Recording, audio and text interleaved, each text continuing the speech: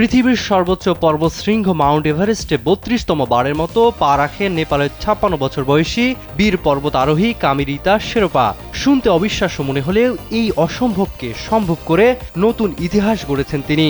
গত রবিবার সকাল ১০টা ১২ মিনিটে ৮,৮৪৯ মিটার উঁচু পর্বতের চূড়ায় দাঁড়িয়ে তিনি ভেঙে দিয়েছেন নিজের গড়া আগের সব রেকর্ড। নেপালের পর্যটন বিভাগ একে ঐতিহাসিক মাইল ফলক হিসেবে উল্লেখ করেছে। কিংবদন্তি তেনজিং নোরগের একই গ্রামে জন্ম নেয়া কামিরিতা ১৯৯৪ সালে প্রথমবার এভারেস্ট জয় করেন। এরপর জীবনের চরম ঝুঁকি নিয়ে প্রায় প্রতি বছরই তিনি এই দুর্গম চূড়ায় উঠেছেন। লোডশেডিং কিংবা ঘরের বাইরের তীব্র গরমে ওয়ালটন রিচার্জেবল ফ্যান থাকলে থাকবে শুধু বাতাস আর বাতাস। আমাদের কাছে পর্বত জয় এক রোমাঞ্চের নাম হলেও এই শেরপা পরিবারগুলোর কাছে তা মূলত বেঁচে থাকার ও রুটি রুজির কঠিন লড়াই। চলতি মাসেই এভারেস্টে প্রাণ হারিয়েছেন ৩ নেপালি পর্বত আরোহী। এমন বুক কাঁপানো মৃত্যুর ভয়কে জয় করে বছরের পর বছর বুক চিতিয়ে লড়াই করে চলেছেন কামিরিতারা।